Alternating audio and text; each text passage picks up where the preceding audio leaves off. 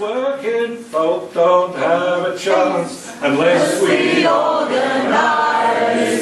Which side are you on? Which side are you on? Which side are you on? Tell me, which side are you on?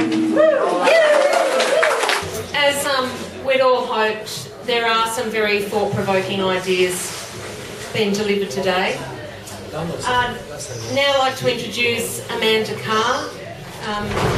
She's one of our unsung heroes in the local community and recently joined the Australian Services Union as an organiser. I've had many conversations over the years with Amanda, whether it's at one of our after-school care centre meetings about our kids and ways in which we can do things better in that entity, or bigger issues. So I'm really pleased that she's able to be here today to represent the union movement and discuss what's left.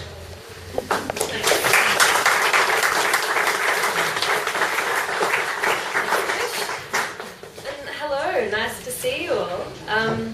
For those of you whom I haven't had the pleasure of meeting personally, and to expand on Trish's nice introduction, I would like to give you a little bit of information about my background and my work, and use that to illustrate what drives me and what I'm passionate about. So I'm currently employed full-time as an organiser with the Australian Services Union, and I work predominantly with the disability sector, in which I've spent the best part of the last decade in direct service provision for people with disabilities in the Blue Mountains in a variety of roles, including support worker in day program, team leader, coordinator, and also working in accommodation services. So I feel that I understand the issues of the sector, what works, what doesn't, and some of the ideas about the way forward. What I'm interested in doing today is perhaps posing questions to further the question of our topic: what's left, what's next, what does it take to get it right, pun intended, for the left. And I want to do that from the platform of perception of where community services and unionism intersect, and some of the common themes that they have, because this is my experience and which I can speak about with the authority of my observations, but because I also think that there's a key there, there's a secret perhaps for the future of the movement, of the left, of the unionism, but also about that reinvigoration of society and participation in some of the things that John was touching on earlier with collective action. So as a worker in the disability provision, in disability sector, my observation of the types of people whom the work seems to call and then retains are the sort of people that are natural advocates for generally people, but for things that need fixing. Yeah, so they come to the work because they want to address something that they think may not be right, or something that needs some attention in order for it to be improved. And if they're the kind of worker that the work works for, because it isn't work for everybody, it's hard work, even though it's rewarding work, then the reason they stay is because they can measure that their actions are meaningful, and that idea of pleasure through service is something that invigorates them and holds them in an industry which is poorly paid, under-acknowledged, and not really recognised as the skillful and professional field that I feel that it is, having worked in it for the time that I have. I think that seems like it would be a natural ground for people to be members of their union, because they're already natural advocates. That's the work that they're doing every day. But what I'm finding now as a union organiser, so wearing a hat where I'm going in to empower the workforce that works to empower people with disabilities, is that this is a bit lost from the idea of the work, that the idea to advocate for oneself and the conditions of the sector isn't intrinsically alongside the motivation of the workers who are in the sector. And so I feel like my role now organising in that sector is really to hold up a mirror and show that what you do every day for the crappy pay that you get, if you turned inwards, not only is that going to benefit the people with disabilities through making the sector more viable, more respectful and higher paid, it actually enables you to continue to offer the services that you care so much about offering for as long as you possibly can. This concept is not hard to grasp once it's delivered and people sort of have that light bulb moment, but it's interesting that the community services sector in some ways is a little behind other sectors where advocacy and unionism have had a long history in the sector, like our teachers federation, the Nurses and Midwives Association, and certainly as opposed to manufacturing and trade movements where the history of unionism and the work go alongside. Community sectors is just beginning their renaissance, I think, of that. I feel that a bit closer. I feel that it's this understanding of how what you're doing as innate advocates is at the heart of some of the success of collective action for the future. I think that the role that unions can play in progressive movement is the reinvigoration of communities in collective action. I think that I've got two great examples of what union, particularly the Australian Services Union, has done in this area. I want to make comment on John's observation earlier about declining union membership. I think is true overall, but what I've noticed within the Australian Services Union New South Wales branch is actually that it's not so much there's a decline in membership, it's a shift in who the members are. So our branch is around 12,000 members, and it came from predominantly covering the Sydney and Hunter Water, the blue-collar workers in rail, transport and ports, and a little chunk of the community services sector. Now 5,000 of our members are in the community services sector, and it's been identified, rightly so, as that's the future of the ASU New South Wales branch, is the members in the community services sector, and within that, the disability services, which we know is projected to grow exponentially in the next few decades due to the rollout of the NDIS and to look after our ageing population. It's been identified that not only are these the greatest potential for new recruitment, but it's also the engagement of those people who are working as community advocates is also a reinvigoration of the idea of the union movement as part of everyday life. Two things that the Australian Services Union has done directly to engage with and, I suppose, improve aspects of this sector is the Equal Pay campaign, which I want to talk about. How many people in this room identify as currently or having worked in the community services sector? Yeah, cool. And how many of you are members of your respective unions? Oh, terrific. So you'd all be aware then of the Equal Pay campaign and obviously enjoying the benefits of it. In a nutshell, the Equal Pay campaign was about redressing the inequity of pay between the not-for-profit sector and the public sector. And at the heart of the Equal Pay campaign was saying that these historic pay rates are related to gender. So even though males and females alongside each other as support workers weren't receiving different wages, the not-for-profit sector was still being paid at a rate that had been determined, historically as that care work was women's work. And in a sector which is predominantly staffed by women at about 65 to 70%, this was certainly being played out still as a modern-day inequity between the sexes. The Equal Pay campaign sought to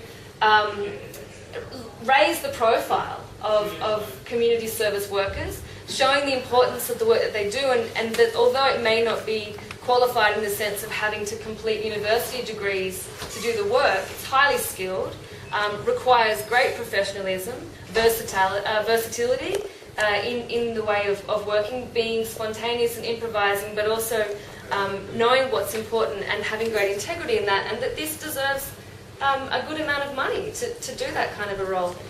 The Equal Pay campaign was a mobilising effect across the sector, and it brought different community service workers together in ways that they might never get to engage. So disability support workers liaising with neighbourhood centres, with social workers, with people providing care for women, domestic violence and children, and they all agreed the work we do is important, the work we do is undervalued and underpaid, and we want to do something about it. The collective result of all those voices being raised was, over a 2-year period, which got people to do a lot of different stunts, which I imagine some people from the Blue Mountains were involved in, as far as rallies and marches, flash dances, sending postcards to Julia Gillard, resulted in pay increases across the sector of 25 to 41% over a 9-year transitional period, which is unprecedented, that a movement, a sector could effectively rewrite their own award, and then the Gillard government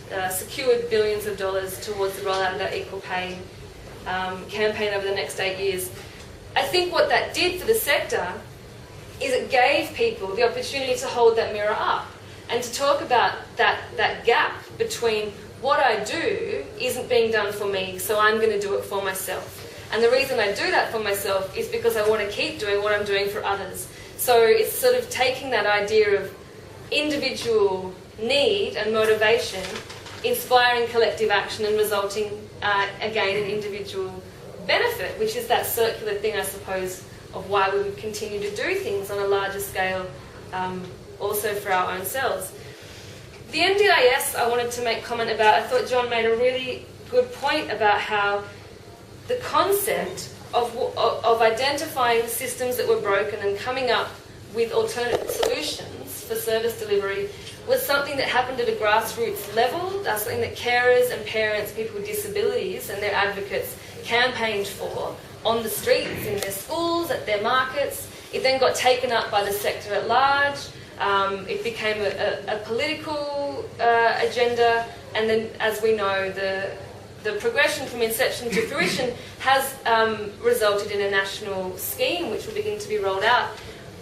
What I'm observing, though, from a union perspective is that some of the provisions which have just been secured through the Equal Pay campaign are now at danger of being undermined because of this idea of privatisation, competition, and now what's effectively potentially an individualised voucher system rather than it addressing the problem at large.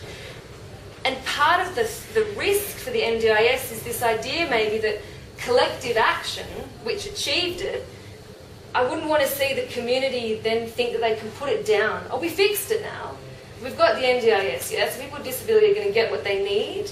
They're going to get the money that they need to get the service they need. Therefore, I don't need to engage any further in making the community more accessible or volunteering my time or continue to donate to causes that are still underfunded because someone else is going to do that now. So I think there's this, for me, the role of unions in the NDIS but also in collective action is to make sure that the community maintains ownership of the issues that it identifies need collective action and that they see them through till the end and that we continue to advocate for change within them even when we have seen to have had some kind of a victory. Because if we put it down, then I suppose it becomes anyone's plaything potentially. Another role that unions are trying to play, well, our union, I can't speak on behalf of other unions, in this idea of the reinvigoration of community collective action is engaging communities in conversation again. So this is a great thing that this happens regularly and is well attended, but in places where there aren't frameworks for this to be happening, the Australian Services Union is trying to take an active role in that by asking communities, by asking workers, what do they want to talk about? What kind of conversations do you think need to be had in a public arena so that we're looking at the issues all the time that we need to take action upon? This year we've run 4 different themed community conversations on topics such as how does the voice of not-for-profits maintain loud and active under the guise of a double conservative government? The place of feminism in the modern world. We've also run one on seeking asylum and what are the community responses to that. And we're constantly engaging with our members around what sorts of conversations they would run in their hometowns and talk about with their peers and their communities. The ASU is also trying to claim the professional space, which I think is of high importance as far as maintaining the morale within the community services and making it the kind of job that people not only want to do, but other people think it's great that other people do. You know, the work isn't for everybody, but those who do it, they do it well, they do it with a range of skills that may not be financially rewarded or recognised. So the union movement, well, I keep saying the union movement, when really I'm just talking about my union. The ASU is claiming that professional space by, again, holding those conversations about, you know what you do is important, you understand why you need to advocate for improvement within your own sector, and let's give it some names and let's give it some money as well. That sentence didn't make sense, sorry, I was thinking about something else. This piece of paper was supposed to be less about prompting and more about keeping me on track, and I think it's failed to do that a little bit. The reason that, though, that is something that I do want to talk about, like the topic of what's left and what's next is exhausting and kind of weighty to think about, and I found when I was considering it that I couldn't separate the way that all my roles of advocacy feel like they intersect, and I wonder if maybe that's part of the conversation. That's maybe what John was touching on earlier, that there is no separation between what we may say is left of centre. It isn't, you're not just a unionist or a community advocate or a member of a political party. We're all of those things all together all the time. And I think the power in what's left or what's next and how do we get it right is to have no separation between them. My comment, I suppose, on what my vision for the future might be and how unions play a role in that reinvigoration of collective action is actually by presenting people a tool to engage in activism and advocacy, not just in an industrial relations arena. That might be where we start the conversation. So I might come to your workplace and either try and harness and hone your innate activism and advocacy and start sparking it up for you in making positive changes and reforms where you might need them every day in your workplace. But what I hope that unionism would do is that fire that gets sparked then doesn't go out when you then go home and you watch the news and you want to respond to other injustices that you see, that advocacy may be inspired by the empowerment that union might give you within your workplace where you can see positive result of your actions, would allow you then to think, well, I can raise my voice around the ecological concerns that I have, and I can raise my voice around human injustice issues, animal cruelty, you know, the price of things, the privatisation of public sector.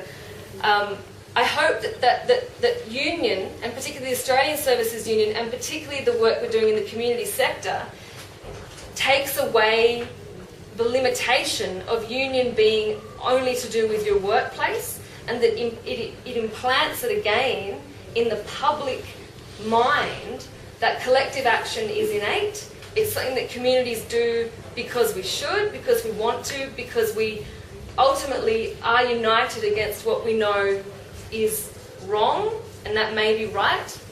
And I hope that our Secretary, Sally McManus, assures me that in the face of Conservative government, union membership always rises because the infighting in any factions left of centre become less of a priority than unifying to fight against what we know is wrong and what we want to see change. And I think that I'll just wrap it up for myself in that's my vision for the future, that the role of union as empowering individuals to be their own best advocate will transcend into the larger and broader community, and all of those fires, forgive the pun, will burn bright and strong into the future.